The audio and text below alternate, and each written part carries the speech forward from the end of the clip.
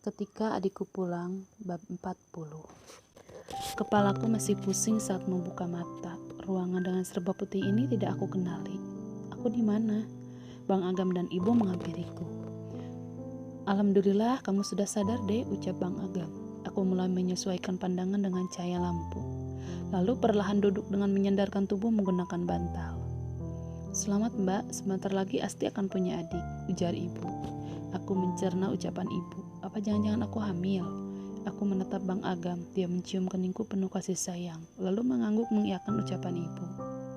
Aku sangat bersyukur, hal yang sudah aku tunggu-tunggu sejak lama. Akan tetapi tawaku meredup saat ingat tentang Manda. Bang, Manda dan Aksa di mana? Yang lain juga di mana, Bang? Bang Agam dan ibu saling pandang. Dia malah mengajakku untuk keluar dari kamar. Aku menurut saja, perasaanku tidak enak. Apa yang sebenarnya terjadi? Seandainya aku tidak pingsan, aku pasti tahu. Bang Agam menyelesaikan administrasi bekas perawatanku. Lalu kami menuju mobil. Ibu dan suamiku masih diam, entah mau dibawa kemana aku ini. Ternyata Bang Agam membawa kami ke sebuah rumah yang sangat besar. Halamannya lebih luas dari halaman rumahku. Sesampainya di sana, kami masuk tanpa harus mengetuk pintu, sebab sudah ada seorang lelaki yang berdiri di dekat pintu lalu membukanya saat kami datang. Tuan menunggu di ruang kerjanya, ucap orang itu. Bang Agam mengangguk. Kami segera menuju ke sana. Sesampainya di ruangan itu, mataku terbelalak melihat keluarga Bang Agam dan keluarga Manda sudah berkumpul. Kami duduk di sofa, Manda dan Aksa menunduk, tidak berani menatap kedatangan kami. Hasilnya positif, anak saya memang sedang mengandung, sudah berjalan 2 bulan. Ucapan Pak Bara membuatku terkejut. Aku kira dia sengaja mengatakan itu untuk membatalkan perjodohan. Apa mereka sudah mengakuinya? Tanyaku masih belum percaya. Hening beberapa saat, lalu Manda memberanikan diri menatapku. Dia menjawab dengan suara gugup. Kami memang melakukannya, Mbak. Ya Allah, Manda, Aksa, begiku tidak percaya. Bapak dan Ibu sudah menangis. Mereka pasti sangat kecewa dengan kejadian ini. Anak yang mereka didik dan besarkan ternyata berbuat hal seperti ini. Setauku, Bapak sangat ketat mendidik anak-anaknya dalam hal agama. Tetapi mengapa Aksa sampai melakukan hal itu? Sabar sayang, ucap Bang Agam seraya mengusap punggungku. Pak Agam, saya sebenarnya masih belum ikhlas melepaskan Manda kepada adik Anda. Tetapi mau bagaimana lagi, anak saya tidak mungkin mengandung tanpa suami. Kapan pernikahan mereka akan dilaksanakan? Tanya suamiku. Minggu depan, tapi saya tidak akan mengundang siapapun kecuali Pak Wijaya. Keputusan final yang tidak bisa diganggu-gugat. Kulihat Aksa mengembuskan napas berat. Aku tahu hal ini membuatnya terkejut dan bingung. Mau diberi makan apa anak istrinya sedangkan dia sedang menjalani hukuman. Pak, bolehkah saya dan suami mengajak Aksa dan Manda bicara? Tanyaku. Silahkan, kami akan menunggu di luar. Semua orang membubarkan diri. Tinggallah aku, Bang Agam, Manda, serta Aksa. Aku meminta mereka untuk duduk mendekati kami. Keduanya menurut. Aku mulai menanyakan beberapa hal yang belum aku ketahui. Kamu sudah tahu sejak kapan kalau kamu sedang hamil? Tanyaku seraya menatap Manda. Sejak pulang dari rumah Aksa waktu itu, Mbak. Kalian sering melakukan hal itu? Tanyaku lagi. Kali ini Aksa yang menjawab. Ya, Mbak, maafkan kami sudah membuat kalian kecewa. Aku dan Bang Agam saling pandang. Memarahi pun aku rasa percuma. Sebab nasi sudah menjadi bubur. Ya sudahlah, sekarang tinggal menata masa depan dan memperbaiki kesalahan. Minta ampunlah kepada Allah, Aksa. Apa kalian tahu hukum menikahkan seseorang perempuan yang berzina lalu wanita itu hamil dan dinikahkan dengan laki-laki yang menghamilinya, hukumnya memang sah menurut mazhab Syafi'i. Tetapi setelah anak itu lahir menimbulkan 4 masalah. Kalian tahu apa itu? Jelas Bang Agam panjang lebar. Manda dan Aksa menggeleng. Suamiku kembali buka suara. Pertama, anak itu tidak bisa memakai bin bapaknya. Kedua, jika anak itu perempuan lalu menikah, ayahnya tidak bisa menjadi wali karena tidak bernasab.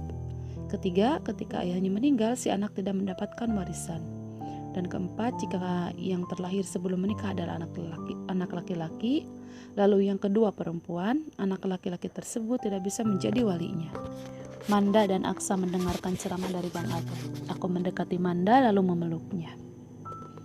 Bang, bagaimana dengan pekerjaanku? Aku tidak mungkin bekerja tanpa mendapat gaji sekarang. Akan ada Manda yang menjadi tanggung jawabku nanti. Nah iya, tujuanku mengajak Bang Agam mengobrol di sini juga begitu. Sudahi saja masa hukuman Aksa, beri dia pekerjaan yang layak untuk membiayai kehidupannya nanti. Abang akan bicarakan hal ini dengan Pak Wijaya. Kamu tidak masalah bekerja menjadi OB? Tidak bang, yang penting aku bisa kerja dan dibayar. Kerja apapun asal halal aku mau, sahut Aksa dengan semangat. Aku menyunggingkan senyum. Alhamdulillah dia benar-benar sudah berubah. Kalian kalau sudah menikah mau tinggal di mana? Tanya aku. Aku akan cari kontrakan mbak yang sesuai dengan gajiku nanti. Paling sepetak juga gak apa-apa, jawab Aksa. Yang besar aja nanti mbak yang bayar, tawarku. Aksa menolak dengan halus. Katanya dia tidak ingin merepotkan siapapun. Urusan dia dan Manda biarlah menjadi tanggung jawabnya. Bang Agam tersenyum tipis, bahkan nyaris tidak terlihat. Aku tahu dia sangat bangga mempunyai adik yang mau mengakui kesalahannya dan berusaha untuk memperbaikinya. Bolehkah aku bicara berdua dengan Mbak Risa? Tanya Manda. Bang Agam dan Aksa keluar dari ruangan. Setelah mereka sudah pergi, Manda menatapku dengan senyuman lembut. Dia mengucapkan terima kasih karena sudah berniat baik ingin membantu Aksa. Tidak dipungkiri, Mbak kecewa sama kalian, apalagi Pak Bara, Ibu dan Bapak, ujarku. Tiba-tiba dadaku sesak kala mengingat itu. Aku pun sama Mbak, aku kecewa dengan diriku yang tidak bisa menjaganya sampai menikah nanti. Kesepian dalam hatiku karena kurangnya perhatian membuatku hidup tanpa ada yang mengingatkan. Suara Manda bergetar menahan tangis. Aku menatapnya menuntut jawaban. Setelah satu kedipan mampu meluruhkan air matanya, Manda kembali berujar.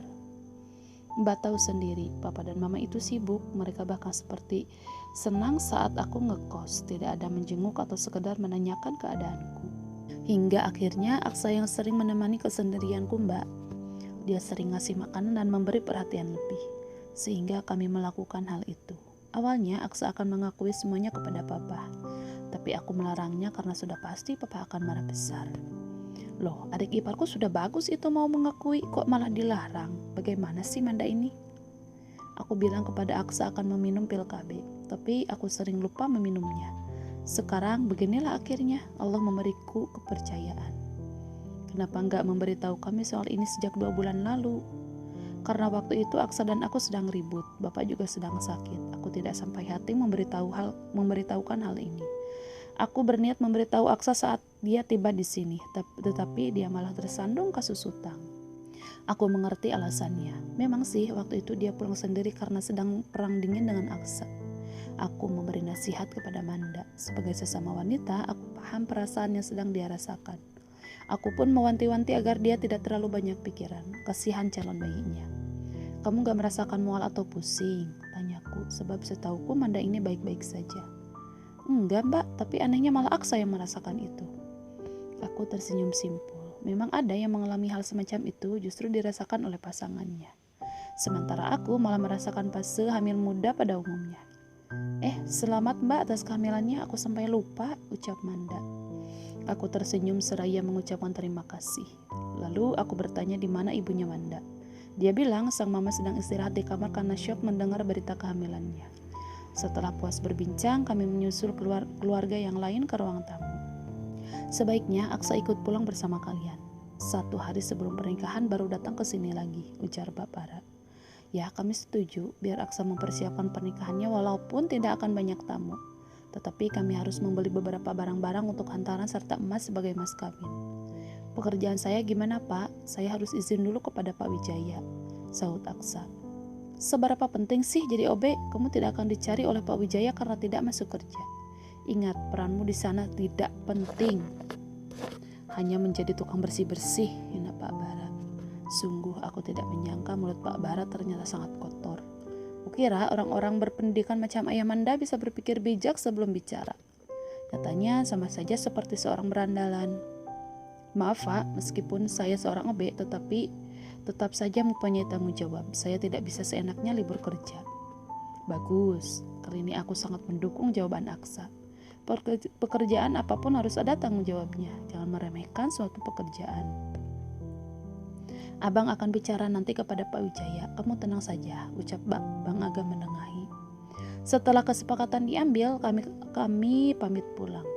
Sebelum menuju kampung halaman, kami menyempatkan untuk ke gudang di kantor tempat Aksa tinggal selama ini. Dia bergegas mengemas pakaiannya. Setelah selesai, kami langsung ke hotel untuk beristirahat. Malamnya selesai salat Isya, aku teringat Lia. Aku segera menyampaikan keinginanku untuk memberi santunan kepada anak itu. Bang Agam setuju, lalu dia mengajak Aksa karena adiknya pasti tahu di mana Lia tinggal. Sebelum ke rumah Lia, aku ke supermarket untuk membeli bahan-bahan pokok dan makanan lainnya. Setelah selesai, aku menuju mall untuk membeli baju anak-anak serta pakaian untuk ibunya Lia. Menurut Aksa, ibu Lia mempunyai tubuh seperti Manda.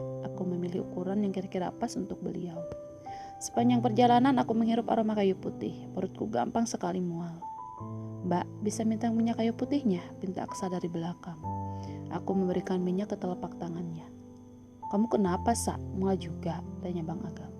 "Iya Bang, perutku sering mual apalagi pagi-pagi. Kepalaku juga pusing," keluh Aksa. Aku tersenyum simpul mendengarnya. Dia belum tahu saja kalau sedang mengalami morning sickness. "Kamu sudah periksa ke dokter?" tanya Bang Agam. "Gak perlu ke dokter Bang. Aksa itu mengalami morning sickness kayak aku gitu. Mandanya baik-baik aja, Aksa yang mengalami fase itu," jelasku. Bang Agam terkekeh pelan, sedangkan Aksa terkejut. Dia tidak percaya bahwa ikatan batin antara dirinya dan calon bayinya sangat kuat. Sampai-sampai dia yang mengalami fase mual muntah. Mobil diparkirkan di depan toko yang sudah tutup. Kata Aksa, rumah Lia masuk ke gang kecil yang ada di samping toko. Bang Agam dan Aksa membawa barang-barang yang aku beli tadi. Rumahnya agak jauh dari mulut gang, sebab kami belum juga sampai. "Nah, itu rumahnya," tunjuk Aksa ke rumah yang sudah hampir rubuh. Aku mengetuk pintu seraya mengucap salam. Tidak lama kemudian, Lia membuka pintu. Aku berjongkok seraya memeluknya erat. Ku tatap matanya yang bening. Ada genangan di sana. Apa dia baik-baik saja? "Kenapa sayang?" tanyaku. Ibu sesak napas dari tadi tidak bisa diajak bicara. Ya Allah, aku segera masuk bersama Bang Agam dan Aksa. Kusibak gorden kamar. Terlihatlah seorang wanita muda yang tengah memegang dadanya. Aku mendekat lalu bertanya, "Mbak, kita ke rumah sakit ya?" "Anda siapa?" Dengan napas yang tersengal dia menjawab. Aku memperkenalkan diri berikut dengan Aksa dan Bang Agam. Tidak ada pilihan lain. Ibu Lia harus segera ditangani dokter. Aksa menggendong wanita itu ke dalam mobil. Tubuhnya sangat kurus kering. Daster yang dia kenakan pun sangat lusuh. Aku begitu prihatin melihatnya. Sepanjang perjalanan Lia menangis di pelukan Aksa. Anak itu tidak berhenti memanggil ibunya. Aku tidak kuasa menahan tangis. Pikiranku langsung teringat kepada Asti. "Om Aksa, apa ibu akan sembuh?" tanya Lia di sela isak tangis.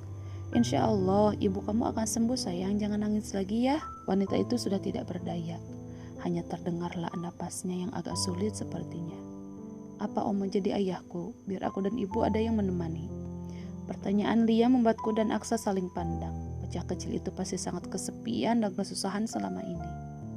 "Mau ya om, aku sayang sama om Aksa. Ibu pasti cepat sembuh kalau ada yang mengurus." Kira-kira apa yang akan Aksa katakan? Tidak mungkin kan dia menikahi dua wanita sekaligus?